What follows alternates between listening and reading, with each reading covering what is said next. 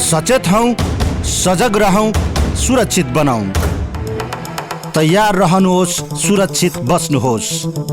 CMG COVID-19 update. तैयार रहनुहोस्, सुरक्षित बस्नुहोस्।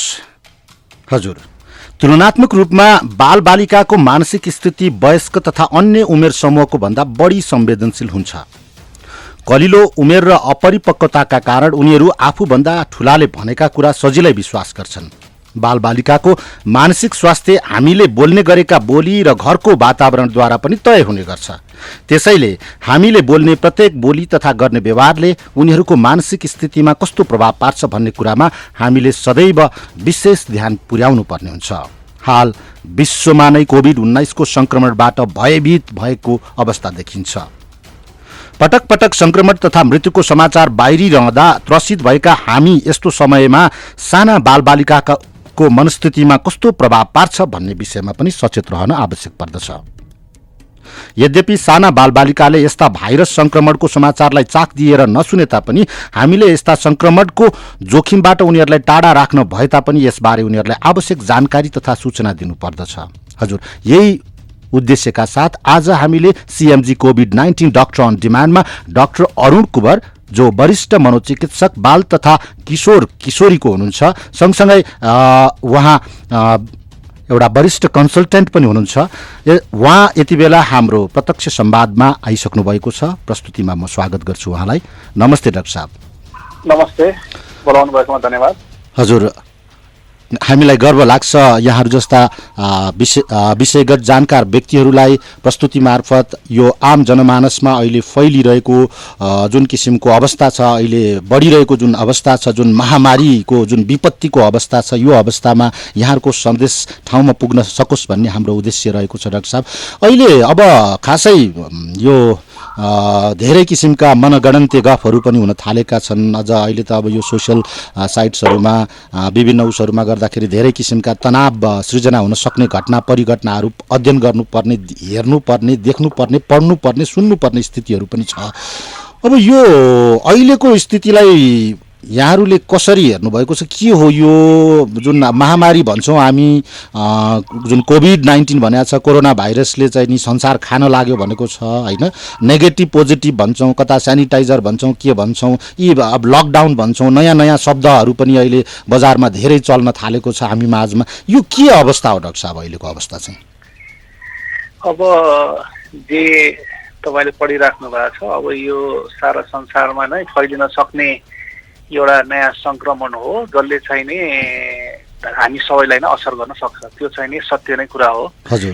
अब तर साथमा जुन यो हामीले धेरै नै न्युजहरू जसमा चाहिँ नि मरे, खतम भयो, बिग्रे भन्ने कुराहरू आइरहेको छ, त्यो कुराले मान्छेलाई धेरै नै त्रसित, डराउने होइन बनाउँछ। अब कतिजना मान्छेहरू त त्यसलाई के हामी सूचना प्रकोप भन्ने डाक्टर साहब? सूचनाको अति भन्दा बढी प्रकोप। हजुर, सूचना पाउन जरुरी छ। हामीलाई के भइरहेछ सत्य तथ्य जान्न जरुरी छ। यसको बारेमा थाहा पनि हुनु पर्यो, इन्फर्मेसन चाहियो। तर त्यही सूचना चाहिँ नि बारम्बार हेरिराख्यो भने हामीलाई चाहिँ नि त्यसले तनावपूर्ण सिचुएसन बनाउँछ। जस्तो कि अब अहिले हेर्नुहुन्छ तपाईँ रेडियोमा, टेलिभिजनमा, सोसल मिडियामा 24 घण्टा यसको बारेमा मात्र पढ्यो भने हामीलाई संसार त्यही मात्र हो, यो बाहेक केही पनि छैन। कोरोनालाई सिधाउने भयो भन्ने फेरि न्युज जति आउँछ धेरै जसो 90% भन्दा नि बढी न्युज चाहिँ नि नेगेटिभै न्युज हुन्छ कि यति मान्छेलाई भयो, यति मरे, त्यो नै हेडलाइन हुन्छ। भनौँ न अब के अरे यति मान्छेलाई भयो भन्ने त कति 1% 2% भइरहेको छन् होइन। न्युजमा 98%लाई ठिक भयो, राम्रो भएको छ भन्ने न्युज त देखिँदैन। त्यो दृष्टिकोणबाट समाचार सम्प्रेषित हुँदैन। अनि त्यसले गर्दाखेरि मान्छेलाई जनमानसमा झन् बढी त्रास भ्रम हुन्छ। हजुर, एउटा जनमानसले के गर्नु पर्यो भने यसको बारेमा न्युज सुन्ने, दिनमा बिहान एकचोटि बेलुका एकचोटि, अनि कन्टिन्युस यसको बारेमा नहेर्ने। अरू संसारमा अरू कुराहरू छन् होइन। तपाईँहरू साथीभाइलाई फोन गर्न सक्नुहुन्छ, आफ्नो बालबच्चासँग बसेर गेमहरू खेल्न सक्नुहुन्छ। त्यसमा फेरि हाम्रो अहिले चलन कस्तो भयो भने कुनै पनि जे चिज गरे पनि कि फोन, ल्यापटप, कम्प्युटर, ट्याब्लेटमा मात्र छ भन्ने जस्तो भयो। तपाईले हामीले के सोच्नु पर्यो, हामी जब बालबालिका हुँदाखेरि त यी सब चिज थिएन, त्यही पनि हामीले विभिन्न कुराहरू खेल्थ्यौँ गर्थ्यौँ। त्यो चेस हुन सक्छ, लुडो हुन सक्छ, लेगो बनाउन सक्नुहुन्छ तपाईले, कुनै कुरा क्रिएटिभ भनौँ न, बच्चा बच्चीलाई आर्टहरू गराउने, क्राफ्टहरू गराउने, लेख्न मन लाग्छ भने लेखाउने, गीत लेख्न सकिन्छ, म्युजिक प्ले गर्न सकिन्छ। यसरी सोच्नुहोस् कि तपाईँ बालबालिका हुँदाखेरि यी सब ग्याजेट बिना नि तपाईँले जिन्दगी बिताउनुहुन्थ्यो र तपाईँले के गर्नुहुन्थ्यो, त्यो सोचेर अहिलेको त्यो चिजहरू गर्नुहोस्, आफ्नो बालबालिकालाई गराउनुहोस्। त्यसले उनीहरूलाई क्रिएटिभ बनाउँछ, उनीहरूलाई अरू सोचमा लैजान्छ। र यो इलेक्ट्रोनिक कन्टिन्युस भनौँ न, जुन चाहिँ नि हामीले 24 घण्टामा उसै पर्यन्त अहिले मान्छेहरू 12 घण्टा फोन, ल्यापटप, कम्प्युटर, टिभीमा बिताइरहेछ। हजुर, त्योभन्दा बढी पनि होला। अनि फेरि अर्को यसको एकदम ठुलो मानसिक तनाव त सिर्जना गर्छ, साथमा शारीरिक रूपमा पनि एकदमै नराम्रो। तपाईँ यो फोन चलाउँदाखेरि तपाईँ एकदमै टक्क लाएर बस्नुहुन्छ भनेपछि तपाईँको शरीर एक टोपा चल्दैन होइन। यहाँ अहिलेको नयाँ स्टडीहरूले के भन्छ भने तपाईँ कन्टिन्युसली कुर्सीमा यहाँ बसिराख्नु भनेको चाहिने चुरोट खानुभन्दा नि हानिकारक छ होइन। अनि यसले गर्दाखेरि धेरै मान्छेमा मोटापा पनि, भनेको जति बढी मान्छेले स्क्रिन टाइम गर्छ त्यति बढी मोटो हुने चान्स बढी हुन्छ, स्वाभाविक हो होइन। किनभने तपाईँ चल्नुहुन्न, तपाईँको मेटाबोलिजम एकदम स्लो हुन्छ। अनि खाने मात्र नचल्ने भएपछि झन् शारीरिक तनाव हुन्छ। तनाव भएपछि मान्छेले बढी खान्छ। अर्को घरमा बसिरहेछ, बोर भएको छ, केही गर्ने छैन, झन् खाना खान्छ होइन। त्यो भएर यसलाई चाहिँ नि इलेक्ट्रोनिक या माध्यमहरूलाई धेरै यसमा टाइम कन्टिन्युस स्पेन्ड नगर्नुहोस्, अलिकति फिजिकल एक्टिभिटी गर्नुहोस् होइन, व्यायाम गर्नुहोस्, एक्सर्साइज गर्नुहोस्। आफ्नै घरभित्रै पनि एउटा कोठामा पनि एक्सर्साइज गर्न सकिन्छ। तपाईँ इलेक्ट्रोनिकै युज गर्नुहुन्छ भने जस्तो युट्युबमा तपाईँहरू एक्सर्साइजको भिडियो हेर्न सक्नुहुन्छ। त्यो भिडियो हेरेर कोठाभित्रै पनि तपाईँले एउटा सिर्फ बिस्तारा जति ठाउँमा या बिस्ताराको माथि नै एक्सर्साइज गर्न सक्नुहुन्छ होइन। त्यो भनेपछि दिनमा केही नभए पनि आधा घन्टादेखि 1 घन्टा कुनै न कुनै किसिमको शारीरिक एक्सर्साइज गर्नुहोस्। सकिन्छ भने अर्को 15-20 मिनट आधा घन्टा योगा हुन सक्छ, ध्यान हुन सक्छ। नभए तपाईँले अनलाइनमा धेरै नै यो रिल्याक्सेसनहरू कसरी गर्ने भनेर सिक्न सक्नुहुन्छ होइन। त्यसले पनि तपाईँलाई शान्त रहन, काम रहन मद्दत गर्छ। त्यो मोबाइल, त्यो ल्यापटपलाई चाहिँ अहिले हजुरले भनेको प्याटर्नतिर डेभलप गरेर त्यो हेरेर त्यो किसिमका एक्सर्साइजहरू अथवा त्यो किसिमका त्यहाँ सृजनात्मक गतिविधिहरू गर्यो भने त त्यो सही प्रयोग भयो नि। अहिले त हामीले दुरुपयोग नै गरिरहेछौँ। हो, एकदमै कुरा सही हो। त्यसलाई सही प्रयोग गर्नुहोस्। र अनि यसरी बुझ्नु पर्यो, तपाईँ भनेको बालबालिकाको लागि स्रोत हो। तपाईँ डराउनु भयो भने बालबालिका डराउँछ। तपाईँ आत्तिनु भयो भने बालबालिका आत्तिन्छ। अनि साथमा के समाचार दिने नदिने सत्य तथ्य बरु सँगै उनीहरूसँग बसेर समाचार हेर्नुहोस्। उनीहरूलाई केही कन्फ्युजन छ भने सम्झाइदिनुहोस् के राइट हो के रङ हो। किनभने अहिले समाचार पनि फेरि एकदम हुने नहुने अफगाहपूर्ण होइन। 90% त तपाईँले स्पेसली अनलाइन र सोसियल मिडियामा हेर्नुभयो भने त यो सब अफगाहवाला छ होइन। त्यो पनि तपाईँले सँगै बालबालिकासँग बसेर हेर्नु भयो भने कुन सत्य हो कुन होइन। न्युज जुन चाहिँ नि होइन, अब अफिसियल रेडियो हुनसक्छ, टेलिभिजन साइटबाट हेर्नुहोस्, जहाँ पाए त्यही अनलाइनका चिजहरू विश्वास नगर्नुहोस्। जुन हाम्रो स्वास्थ्य मन्त्रालयले निकालेका विज्ञप्तिहरू हुनसक्छ, WHO ले विज्ञप्ति हुनसक्छ, यस्तो चिजमा मात्र फोकस गर्नुहोस्। अनि डर आत्तिनु भनेको स्वाभाविक हो। अहिले मलाई पनि डर लागिरहेछ, तपाईँलाई पनि डर लागिरहेको होला, हामी सबैलाई नै डर लाग्छ। अलिअलि डर लाग्नु, आत्तिनु यस्तो महामारीको बेलामा त्यो सामान्य हो। डर लाग्यो भन्दैमा यो अन्त्य होइन। तपाईँले यसरी सोच्नुहोस्, भूकम्पको बेलामा हामी कति डराएका थियौँ। त्यो पल पलको अझ झन् त्यो भूकम्प पछिको अरू परकम्पन जुन भन्नेले त झनै हामीलाई चाहिँ नि त्यो मेन भूकम्पले भन्दा नि त्रसित बनाइरहेको स्थिति थियो नि झन्झनै लामो समयसम्म। कति हामी डडङ्ग भन्ने बित्तिकै भर्र भाग्नु पर्थ्यो होइन। कति डर लाग्थ्यो। तर त्यो समय हुँदै गएपछि कम हुँदै जान्छ भनेको। यसलाई पनि यो पनि यो सामूहिक अवस्था हो तर टाइम हुँदै गएपछि ठिक आउँछ। बालबालिकाको अगाडि धेरै डराउने आत्तिने यस्ता खराब भए मरे भन्ने कुरा नगर्नुहोस्। यदि तपाईँलाई धेरै नै डर लाग्छ टेन्सन हुन्छ भने बरु कोठा थुनेर आफ्नो श्रीमतीसँग हुन्छ श्रीमानसँग हुन्छ अर्को साथीसँग बरु रुनी कराउने गर्नुहोस्, केही भएन। तर बालबालिकाको अगाडि जाँदाखेरि राम्रो अनुहार लिएर कन्फिडेन्स लिएर जानुहोस् ताकि उनीहरूलाई पनि कन्फिडेन्स रहेछ केही हुँदैन भन्ने पर्छ। एउटा सिनर्जी उनीहरूमा रहिरहोस्, हामीले दिने सिनर्जी चाहिँ उनीहरूमा रहिरहोस्। डाक्टर साहब, यो त अब हामीले घरभित्र अहिले जुन लकडाउन हुँदाखेरि हाम्रो बालबालिका माझ कसरी प्रस्तुत हुने, उनीहरूलाई कुन उसमा लैजाने भन्ने बेसकै कुरामा केही एउटा कुरा भयो। यो अन्य के हुन सक्छन् बालबालिकालाई सुरक्षित राख्नका लागि अहिलेको यो पेन्डेमिकबाट, भनौँ न पेन्डेमिकको पनि इन्फोडेमिकबाट चाहिँ कसरी जोगाउने? त्यो त मैले भनिहालेँ, यो इन्फोडेमिक भनेको तपाईँको चाहिने नचाहिने न्युज पत्रिका खबर होइन, त्यसलाई न्युज ओभरलोड नगर्नुहोस्। बिहान बेलुका बस्नुहोस्, सँगै न्युज हेर्नुहोस्, अरू त्यसको बारेमा एक्सप्लेन गरिदिनुहोस्। अनि बालबालिकालाई एउटा घरमै भए पनि एउटा रुटिन बनाउनुहोस् होइन। अब 6 बजे नै उठ्न नपर्ला, बरु 8 बजे नै किन नउठ्ने, ल 8 बजे उठ्ने, टाइममा खाना खाने, खाना खाएपछि बरु होइन या बिहान एउटा न्युज हेर्ने, त्यसपछि ल अनि एउटा उनीहरूलाई एउटा पढ्ने, केही नभने दिनमा 1-2 घन्टा पढ्ने वातावरण बनाउनु। जस्तो अहिले अधिकांशको घरको समस्या डाक्टर साहबलाई म भनिदिन्छु, यो त्यो मेरै घरको पनि समस्या होला होइन, यो अधिकांशको, किनभने अब यो छलफल पनि हुन्छ, देख्छौँ पनि हामी अहिलेको बालबालिकालाई कस्तो किसिमको परिस्थिति सृजित भइसकेको छ। अब हामीले गऱ्यौँ त्यो भनौँ, त्यो हाम्रै कमजोरी भयो कि उनीहरूलाई खाना खाँदाखेरि पनि तपाईँको त्यो मोबाइलबाट अथवा त्यो हुन्छ नि ल्यापटपबाट केही दृश्य केही चिज, त्यो कार्टुन सार्टुनहरूको इच्छाको के चिज छ त्यो नहेरिकन त्यो नलिने, त्यो नगर्ने परिस्थितिहरू अधिकांश घरहरूमा त्यो देखिन्छ। त्यो समस्या भनेको बालबालिकाको होइन, हजुर, त्यो समस्या भनेको बाबुआमाको। हजुर, म कहाँ क्लिनिकमा तपाईँले भने जस्तो धेरै समस्या यस्तो मान्छे आउँछन् जसले चाहिँ नि डाक्टर साहब बच्चाले खानै खाँदैन, यसलाई खाना खानलाई मैले टिभी या यो ल्यापटप या आइप्याड देखाएन भने त खाँदैन, नखाएर यसलाई झुक्कै खुवाउनु पर्छ यो देखाएर भन्नुहुन्छ। मैले के भन्छु भने बच्चा भनेको एउटा जानवर सम्झिनुहोस्, उसलाई भोक लागेपछि खान्छ, तर तपाईँले कोचाइराख्यो भने छ नि हजुर, त्यो बच्चाले खाँदैन है।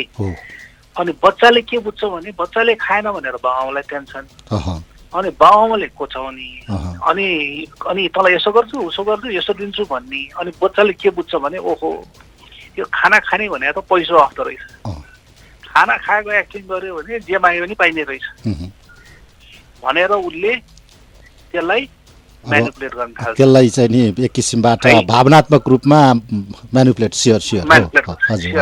हजुर। अब बाबुआमाले के बुझ्नु पर्यो भने कुनै पनि बच्चाले खाँदैन होइन, बच्चालाई टाइममा खाना दिने, बिहान दिउँसो बेलुका खायो भने ठिक छ, खाएन भने ल बाबु तिमीलाई पछि भोक लाग्यो भने खाऊ भनेर खाना निकालेर राखिदिने, अनि खानाको फेरि कुरा नगर्ने। अब जो बच्चालाई चाहिँ नि बच्चैदेखि जबरजस्ती खुवाइरहेछ नि हजुर, त्यो बच्चा त 2-4 दिन खान्न, किनभने त उसलाई त दिमागमा के छ भने कोचाएर खाने हो त भन्छ हो, उसले सिकेकै त्यही छ हजुर, सिकेकै त्यही छ। तर भोक त लाग्छ नि त, लाग्छ, मान्छेको ज्यान त जानवरको ज्यान हो। अनि जुन दिन उसले बुझ्छ नि एक दिन भोकै बस्छ खाँदैन, 2 दिन भोकै बस्दैन, तेस्रो दिन पछि त धेर्छ, जति गरे नि यो के लाग्दैन भनेपछि पकापक आफै खान थाल्छ हजुर। तर तपाईँले के खा यसो गर, ओहो यो दुध लाग्यो के भयो भनेर गर्नु भएन छ नि फेरि त्यो बिग्रिन्छ। त्यो अर्को मानसिक रूपको ट्रिटमेन्टको अर्को समस्या आउँछ हजुर। मका आउने सबै कोही पनि बाबु आमाहरू आउँछन् जसले चाहिँ खाना खाँदैन भन्छ नि बच्चाको, खाँदैन कस्तो गाह्रो छ रक्षा भन्नेको हेऱ्यो भने सबका बच्चाका गाला पक्क परे हुन्छ, कुपोषण भइसकेको छ। कहाँ कुपोषण हुने, कुपोषण हजुर गाला होइन, कुपोषण होइन, कम पोषण भएको होइन, बढी पोषण। त्यही त माल न्युट्रिसन नै भनौँ न, धेरै दियो अब धेरै खाइसकेपछि पनि त समस्या आयो होइन। अनि मैले भन्छु कि तपाईँले भन्नुहुन्छ बच्चा खाँदैन, बच्चाले नखाने मान्छेले नखायो भने त मर्छ होइन। अनि अर्को कुरा नखाइकन गाला यत्र पक्क कसरी भए होइन। भनेको खानामा बच्चालाई टाइममा खाना दिने, खानाको कुरा नगर्ने, त्यो 2-4 कहिले बढी खाला कहिले कम खाला होइन, तर उसलाई खानाको तपाईँले इस्यु बनाउनु भएन, चिन्ता गर्नु भएन भने बच्चाले आफै खान थाल्छ। यसलाई तपाईँले रेगुलर प्र्याक्टिस गर्नुहोस्, 1 हप्तामा खाँदै नखाने बच्चा पनि आफैले आनन्दले खाना थाल्छ। अनि त्यो समस्या टिभी, कम्प्युटर, ल्यापटपको तपाईँलाई के पनि पर्दैन। यो एकदमै प्राकृतिक ट्रिटमेन्टको तरिका भयो। प्राकृतिक हो हजुर। हामीले त अप्नाइरहेछौँ, गरिरहेछौँ होइन। हामी त्यहाँ क्लिनिकमा आउने धेरै भाउ आमालाई कतिजनालाई त कस्तोसम्म हुन्छ भने एउटा बच्चा कति 3.5-4 वर्षको बच्चा हजुरआमाले 2टा हात खुट्टा पकड्ने, आमाले नाक पकड्ने, सास फेर्न गर्दाखेरि खाना खोज्ने होइन। देश भयो रहेछ उसको बुवा, उसले विदेशबाट आएपछि उसले देखेर उसलाई बाउलाई डर लगाएर हस्पिटल लिएर आयो। काठमाडौँ बाहिरको मान्छे यस्तो अचम्म छ डाक्टर साहब, के गर्ने यो बच्चा त, आमा र हजुरआमा के भन्छ यसले त खाएन भने मर्छ भनेर उनीहरूले टेन्सन। अनि जबरजस्ती खुवाउने। होटलमा बसेको थिएँ, मैले बाउलाई भने तपाईँले के गर्नुहोस् भने अब आमा र तपाईँको आमा र बुढीलाई छैन अर्को होटलमा लगेर राखिदिने, यो बच्चालाई तपाईँसँग राख्ने एक्लै, टाइममा खाना दिने, खाना खाऊ नखाऊ नभन्ने, खान्छौ भने खाऊ नभए पछि खाऊ भनेर राखिदिने भनेर 2 दिन आमा र हजुरआमालाई छुट्याइदिएको। 2 दिनमा बच्चाले कप्पा आनन्दले खान थाल्यो। ऊ आफ्नो ठाउँमा आइपुग्यो, आफ्नो ठाउँमा आइलियो हजुर होइन। त्यो भएर चाहिँ नि हाम्रो धेरै कुरा जुन हामीले आफूलाई तनाव लाग्छ नि, त्यो कुरा हामी आफ्नो बालबालिका उनीहरूमा पोख्छौँ कि त्यो जानी नजानिकन, अनि त्यसले गरेर उनीहरूलाई झन असर गर्छ। त्यो सबैभन्दा खतरनाक प्रोसेस भयो। त्यो चाहिँ नि हामीले बुझ्नु पर्यो कि यो मेरो तनाव हो, मलाई यो टेन्सन छ कि मेरो बच्चाले खाँदैन भन्ने। भने हामीले त धेरैचोटि कस्तोसम्म गर्छौँ भने ट्रिटमेन्ट गर्न आउँदाखेरि बाउआमालाई पनि ट्रिटमेन्ट गर्छौँ। त्यो बाउआमालाई ट्रिटमेन्ट भएन भने त त्यो बच्चा कहिले पनि ठिक हुँदैन। हेर्दाखेरि त्यो बच्चाको समस्या, तर मेन समस्या बच्चाको समस्या होइन कि आमा बाउको समस्या। अब यो हिजो अस्ति पनि भइरहेकै समस्या थियो, यो अब भोलिका दिनमा पनि भइरहने समस्या नै होला। अब यसलाई कतिको चाहिँ नि बाबुआमा जो जन्मदाता हुन्, जो मालिक हुन् आफ्ना बच्चाका, उनीहरू आफैले के कतिको चाहिँ नि सिस्टम दिन सक्ने, के कतिको अनुशासित गराउन सक्ने र के कतिको चाहिँ नि स्वाभाविक रूपमा क्रियाशील बनाउन सक्ने, त्यो बाबुआमाको जिम्मेवारीको कुरा भयो।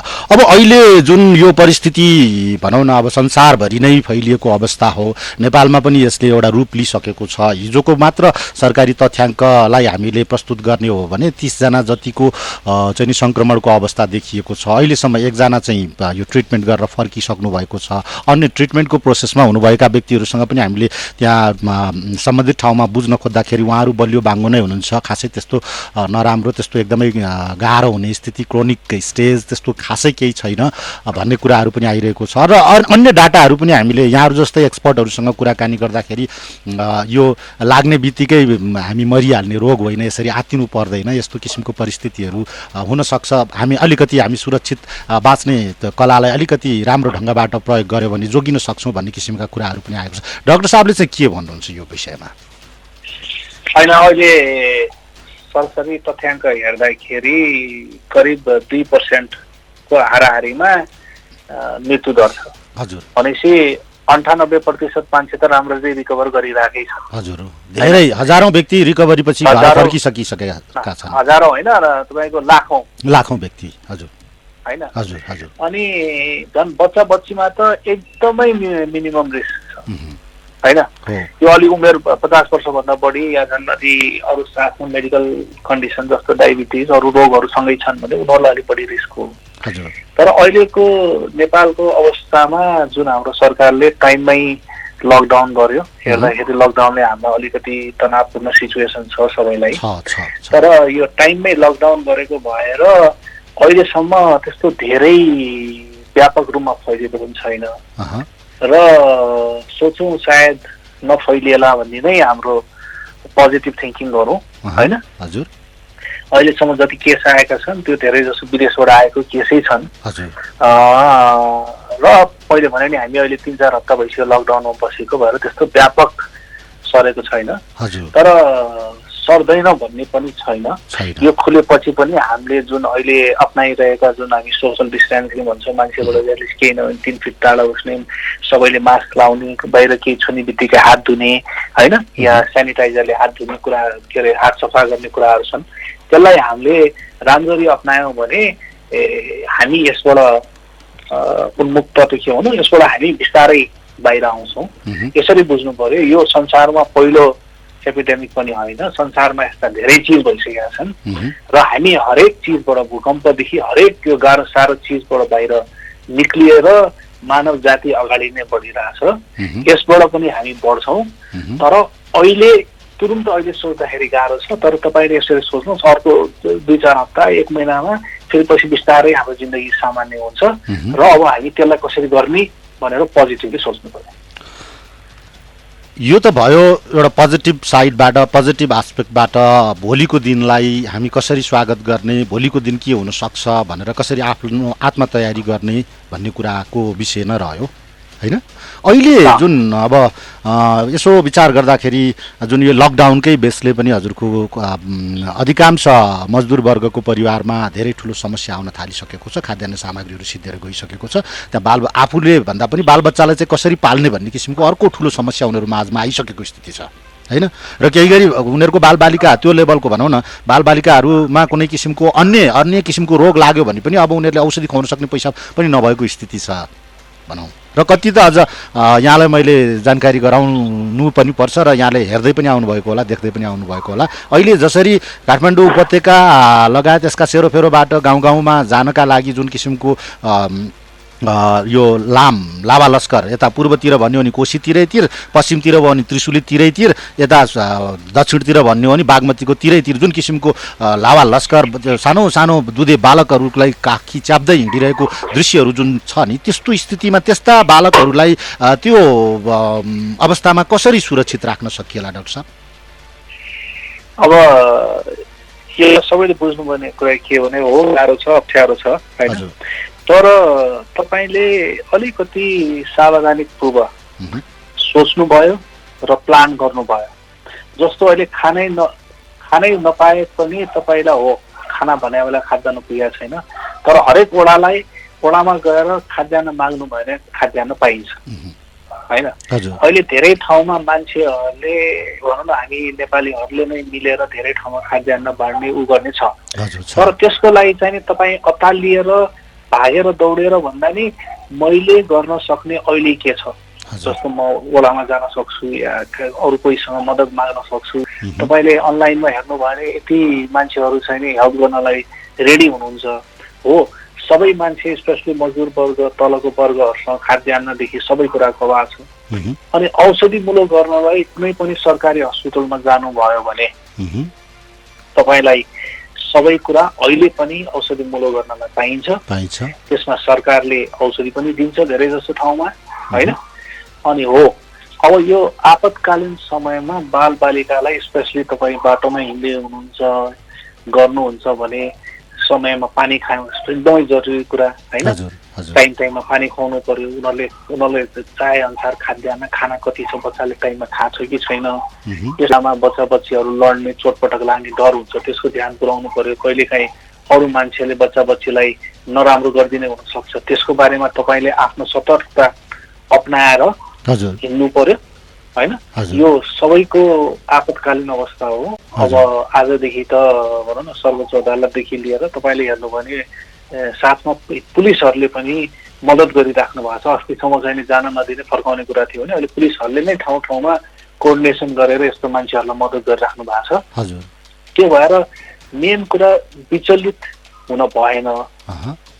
अनि के सोच्नु पर्यो भने मैले गर्न सक्ने सबै कुरा त गर्न सकिँदैन होइन। अब काम छैन भनेर काम खोजेर पाइँदैन, तर मैले गर्न सक्ने कुरा के छ भनेको त्यसमा अब खाद्यान्न खोज्न सकिन्छ। कुनै न कुनै माध्यमबाट तपाईँको वडामा जानुहोस्, नभए नजिकको पुलिसमा जानुहोस्, सरकारी कार्यालयमा जानुहोस्, स्वयंसेविकाहरूकोमा जानुहोस्, खाद्यान्न तपाईँलाई कसै न कसैले दिनुहुन्छ। अब यहाँ त यस्तो भयो डाक्टर साहब, यसलाई मैले नेगेटिभ रूपमा गरेको होइन कि औषधि लिन जाँदाखेरि नै पनि तपाईँको प्रहरीको लाठी बेस्कन खाएको दृश्यहरू हामीले देख्यौँ। अब त्यो त कुनै चाहिँ नि एडोब अडिसनमा राखेर अर्को फिचरबाट बनाएको भिडियोहरू होइन होला, त्यो यथार्थ नै जस्तो लाग्छ मलाई, होइन?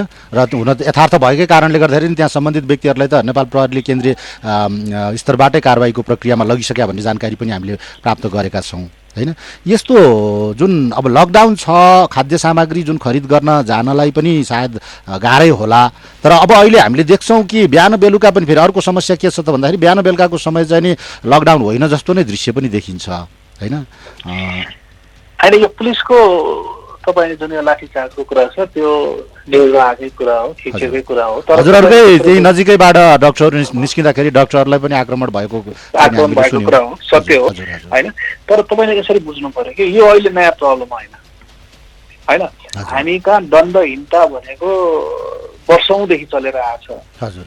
कुनै पनि अवस्थामा कुनै पनि पुलिसले कोही पनि जनतालाई पिट्न पाइँदैन, त्यो अधिकारमै छैन, कतैतिर छैन, होइन? त्यो भनेको टर्चरमा आउँछ, हो। त्यो अब हाम्रो ट्रेनिङहरू पुगेको छैन, पहिलादेखि उहाँहरूले त्यस्तै गरेर आउनु भएको भएर त्यही कन्टिन्यू गर्नु भएको छ। तर अब पुलिस फोर्सले के बुझ्नु पर्यो भने यदि कसैले कानुन हनन गर्यो भने उसलाई पक्ड्न उसको अधिकार हो र उसलाई चाहिँ मुद्दा चलाउने कानुन गर्न पाइयो, थुन्न लैजान पाइयो।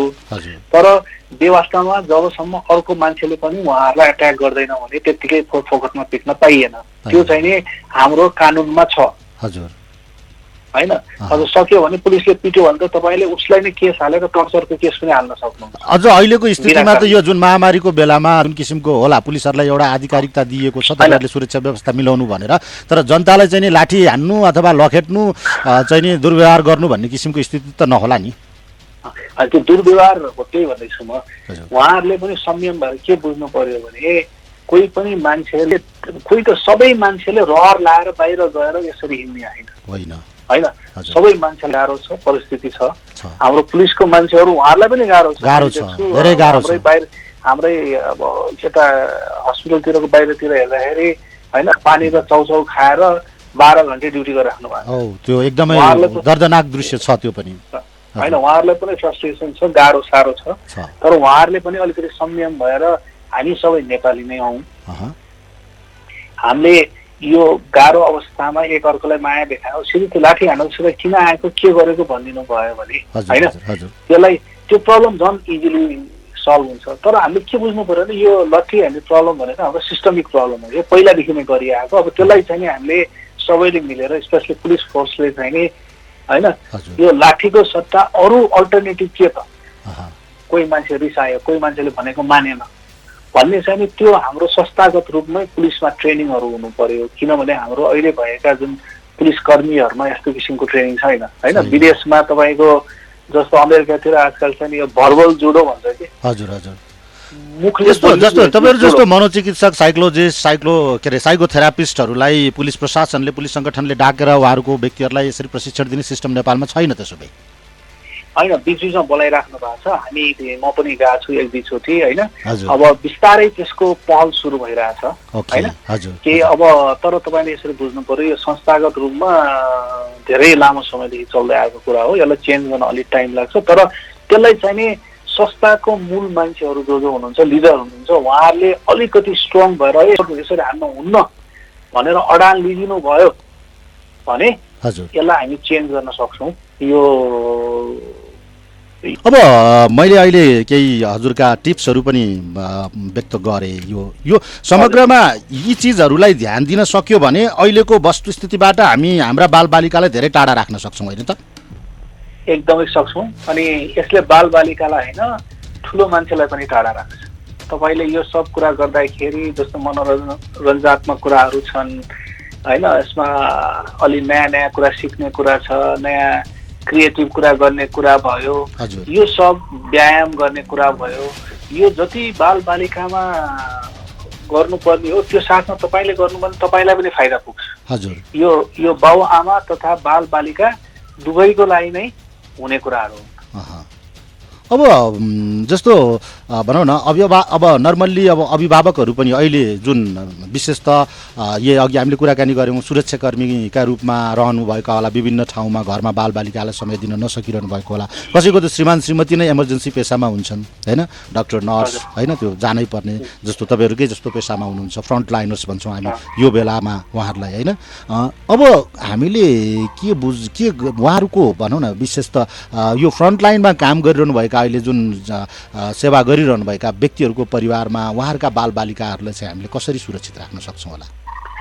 त्यसमा यदि बालबालिकालाई तपाईँले एक्लै छोड्नु भएन, कोही अलिकति जिम्मेवार पूर्वक होइन, त्यसमा हजुरबा हजुरआमा हुन सक्छ, काका काकी हुन सक्छ, जो फ्यामिलीको एकदम कोही अभिभावकको रूपमा उहाँको अन्तर्गत बालबालिकालाई छोड्नु पर्यो र उहाँसँग क्लियरली कुरा गरिदिनु पर्यो कि यो बालबालिकालाई कसरी स्याहार गर्ने, कसरी सुसार गर्ने, तपाईँले चाहना के हो, हामीले जे अहिले भनेका कुराहरू यो कुराहरू उहाँसँग सेयर गर्नुहोस्।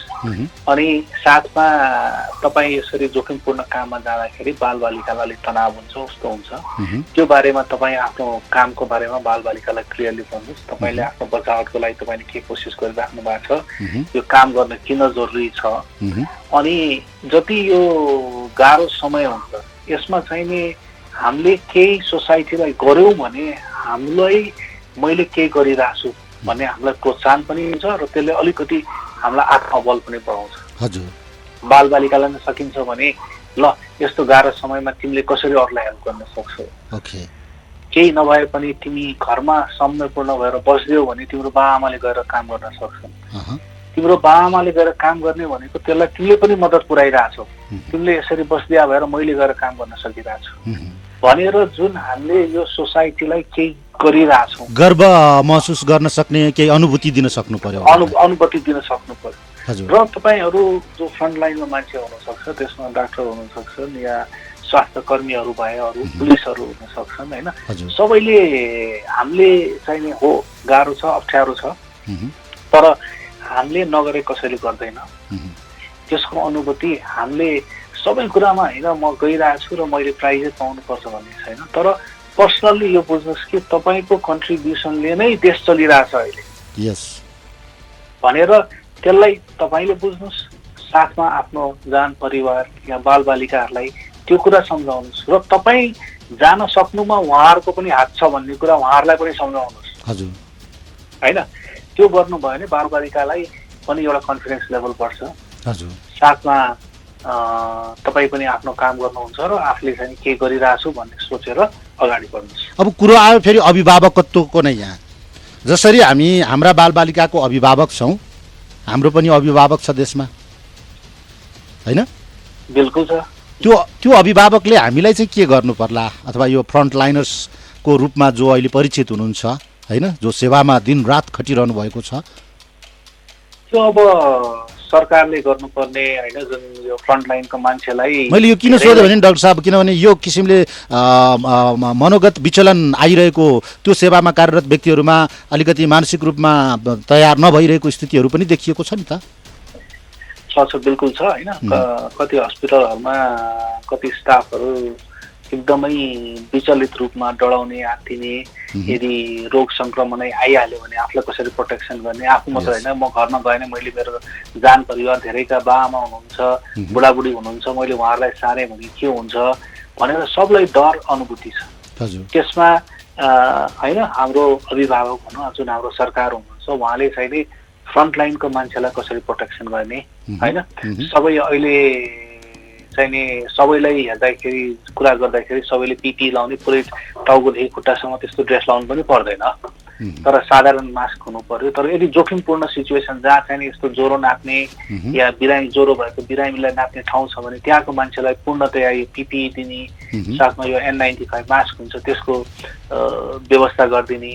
सबभन्दा बढी अहिले हामीले गर्नुपर्ने भनेको बढी टेस्ट, यदि शङ्का लाग्यो भने कोही मान्छेलाई टेस्ट गरिहाल्ने र उसको आसपासका मान्छेलाई टेस्ट गर्न सक्ने, त्यसमा सरकारले फोकस गरिदियो भने त्यसले हामी सबैलाई नै बचाउँछ र सरकार भनेकै हामी नै हो होइन।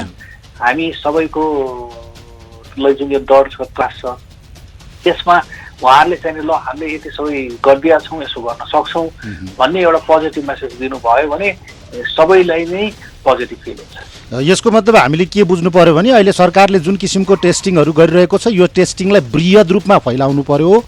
एकदमै हैन, किनभने त्यो लेभलको जुन एउटा त्रास छ, सन्तास छ, किनभने एउटा व्यक्ति यो पनि त एउटा मनोविज्ञानसँग सम्बन्धित नै होला कि अब अहिले हामीले सुन्दै आइरहेका छौँ कि विभिन्न स्थानीय निकायहरूले यो बाटोमा हिँड्दै गइरहेको व्यक्तिहरूलाई पनि हाम्रो ठाउँबाट तिमीहरू जानु पाउँदैनौ भन्ने किसिमबाट हाइवेहरूमै पनि ब्लक गरिदिएको यस्तो स्थितिहरू पनि भइरहेको छ भन्ने पनि सुनिरहेका छौँ। यो कम्युनिटी अनुसार छुट्टै छुट्टै किसिमको त्रास फैलिरहेको स्थिति छ। यस्तो किसिमको यो के भनौँ अब मनको समस्या नै भनौँ, मनोरोग नै भनौँ, यो रोगलाई चाहिँ कसरी हटाउने हामीले हो त्यसमा चाहिँ अब यहाँ सरकारको रोल छ। सरकारले बाटो रोक्ने नरोक्ने, यदि बाटो हिँड्ने मान्छे छ भने उसलाई जान दिने नदिने, उनीहरूलाई खाने पानीको व्यवस्था कसरी गर्ने, या घरमै बसेका छन् भने यो मान्छेहरूले घर छोडेर जानुपर्ने अवस्था हुनु थिएन होला। हुन त अब हरेक वडामा, जस्तो म बसेको वडामा पनि वडाबाट माइक लाएर हिँडिराख्नु भएको छ, यदि खाना पुगेको छैन केही छैन भने वडामा आउनुहोस् हामी तपाईँलाई खाद्यान्न दिन्छौँ भनेर भन्दै पनि किन यो मेसेज चाहिँ त्यो मान्छेहरूसँग पुगिरहेको छैन। डाक्टर साहब, हिजो एउटा समाचार नै आइरहेको थियो, बुढानीकण्ठको कति नम्बर वडाको चाहिँ नि सदस्यज्यूले कि अध्यक्षज्यूले, सदस्यज्यू भनेको के अरे, कति बोरा चामल त घरतिर लगाएर राख्नुभएको प्रमाणसहित पत्रकारले बाहिर निकालिदिनु भएको छ। अब हेर्नुहोस्, यस्तो यो अस्ति एउटा केही कुरा हुँदा मेडिकलमा किन यस्तो भयो, हामी मेडिकल क्षेत्रमा यस्तो भयो उस्तो भयो भनेर कुरा गर्छौँ, तर तपाईँले कसरी बुझ्नुभयो भने यो त हाम्रो सोसाइटी हो नि त होइन। करप्सन भनेको तपाईँको बाटो पनि बनाएको छैन होइन, पानी पनि टाइममा छैन, यो एउटा चिजमा होइन नि, यो त हाम्रो सिस्टममै हाम्रो करप्सन भएको भएर त्यसले यो खाद्यान्न बाँड्नेदेखि होस् कि पुलिसको होस्, प्रशासनका मान्छे होस्, हस्पिटलमा होस्, यो हाम्रो सोसाइटीको जड प्रब्लम हो कि हजुर, सबभन्दा ठुलो रोग हो यो अहिलेको महामारी भन्दा पनि खराब रोग हो, महामारी भन्दा नि खराब रोग हो। र यसले महामारीको टाइममा झन् बढी देखियो भने अब हामीले सबैले के डिल गर्नु पर्यो भने अब यसलाई हामीले अहिले नहट्ला तर सिस्टमेटिक रूपमा चाहिँ नै हामीले यसलाई कसरी कन्ट्रोल गर्ने, यो हाम्रो ठुलो महामारी हो भनेर हामी सबैले सोच्ने अवस्था आयो। यसले गर्दाखेरि पनि हामीलाई अलिकति मनोरोगी बनाइरहेको पनि हुन सक्ला डाक्टर साहब। हुन त अब हाम्रो प्रस्तुतिको निर्धारित समय ठ्याक्कै सिद्धिएको छ। जाँदा जाँदै यहाँको अन्तिम सन्देश त भन्दिनँ म, बारम्बार यहाँलाई हामी हाम्रो श्रोतामाझ यस्तै नै पोजिटिभ एस्पेक्टका, यस्तै नै चाहिँ नि गुड न्युज दिने किसिमका, गुड इन्फर्मेसन दिने किसिमका कार्यक्रमहरूमा यहाँलाई हामी आमन्त्रण गर्ने नै छौँ। अहिलेलाई चाहिँ के भन्नुहुन्छ हाम्रा श्रोताजनलाई? अहिले घरै बस्नुहोस्, सुरक्षित हुनुहोस्, मैले भने जस्तो व्यायाम गर्नुहोस्, आफूलाई बिजी राख्नुहोस् र सोच्नुहोस् कि यो समय जहिले पनि यस्तै हुन्न, 2-4 हप्तामा हामी फेरि नर्मल हुन्छौँ। हामी पोजिटिभ सबै धेरै कुरा जितेर आएका छौँ, यसलाई पनि जित्छौँ र त्यो भएर पोजिटिभली सोच्नुहोस् र हामी सबै मिलेर यसलाई हामी जित्न सक्छौँ। हजुर, धन्यवाद छ यहाँको यो अमूल्य समय अनि अभिव्यक्तिका लागि डाक्टर साहब। हस्, बोलाइदिनु भयो, धन्यवाद। हस् त, नमस्कार। त श्रोता, यहाँले सुनिहाल्नुभयो, भर्खरै हामीसँग हुनुहुन्थ्यो वरिष्ठ डाक्टर अरूण कुँवर, वरिष्ठ मनोचिकित्सक, बाल तथा किशोर किशोरीका विशेषज्ञ हुनुहुन्छ। उहाँ हाल कार्यरत संस्था रहेको छ कान्ति बाल अस्पताल र हामीले आजको CMG कोभिड-19 डक्टर अन डिमान्डमा यिनै विषयमा रहेर कुराकानी गऱ्यौँ। विशेष त बाल बालिकालाई अहिलेको यो महामारी, यो परिस्थितिबाट कस्तो किसिमको जोखिम उत्पन्न हुन सक्छ र त्यो जोखिमबाट कसरी जोगाउने भन्ने विषयमै प्रस्तुति केन्द्रीकृत गरेका थियौँ र उहाँले हामीलाई निकै नै उल्लेख्य, निकै नै महत्त्वपूर्ण पक्षबाट जानकारीहरू दिनुभयो र यो जानकारीलाई हामीले एउटा कानबाट सुन्ने र अर्को कानबाट उडाउने क्रियाकलाप नगरौँ। आदरणीय अभिभावकहरूलाई हामी हार्दिक अनुरोध गर्दछौँ कि हामीले जे सिकायौँ हाम्रा बालबालिकाले सिक्ने त्यही नै हो। आजको प्रस्तुतिको निर्धारित समय सिद्धिएको छ। यसपछि 11 बजेको समाचार र 11 बजेको समाचारपछि हाम्रा सेलिब्रेटीहरू घरमै बसेर के गर्दै हुनुहुन्छ भन्दै आजदेखि हामीले त्यतातिर हाम्रा प्रस्तुतिलाई केन्द्रीकृत गर्दैछौँ। अलिकति मनोरञ्जनात्मक होस्, अलिकति जानकारीमूलक होस् भन्ने हाम्रो हेतु रहेको छ। प्राविधिक रूपमा मलाई यति बेला संसाद दिनुहुने मेरा मित्रहरू सनत, रमेश अनि सूर्यनलाई हार्दिक धन्यवाद। अनि म प्रस्तुता सुशील राउत पनि अर्को प्रस्तुतिसम्मका लागि अहिलेलाई छुट्टिन्छु। नमस्ते, तपाईँको दिन सुखमय बितोस्।